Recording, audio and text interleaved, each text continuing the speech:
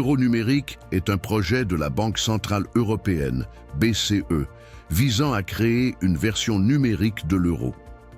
Ce concept découle de l'évolution des technologies financières et de la nécessité d'adapter le système monétaire européen aux nouvelles réalités économiques, notamment face à la montée des crypto-monnaies et des moyens de paiement numériques.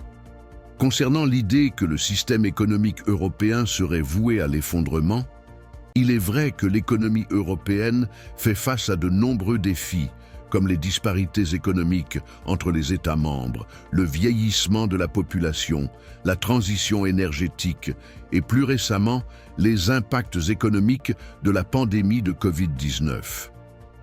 Certains commentateurs avancent des théories selon lesquelles les dirigeants pourraient utiliser divers moyens pour détourner l'attention des problèmes économiques internes, y compris, dans certains cas, en alimentant des tensions internationales. Cependant, il est important de noter que les théories du complot qui légitiment cette idée, notamment en liant le déclenchement d'un conflit armé à la gestion économique, sont largement contestées et manquent souvent de fondements solides. Les conflits armés ont des implications dévastatrices et imprévisibles, tant sur le plan humain qu'économique, et il est peu probable qu'ils soient une stratégie viable pour résoudre des problèmes économiques. En parallèle, l'introduction de l'euro numérique pourrait être vue comme un moyen de moderniser le système monétaire européen tout en apportant certains avantages tels que 1. Facilitation des transactions.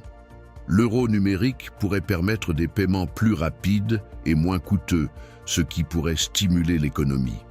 2. Inclusion financière.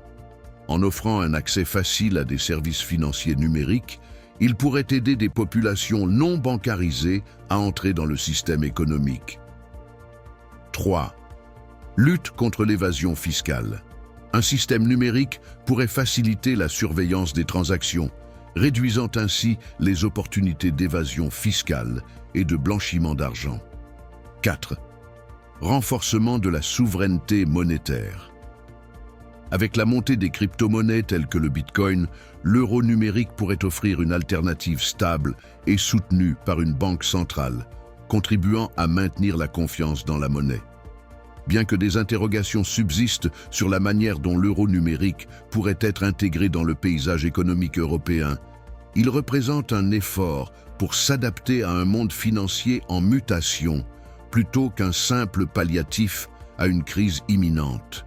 Les dirigeants européens doivent naviguer entre le maintien de la stabilité économique et l'innovation technologique, tout en faisant face à divers défis internes et externes.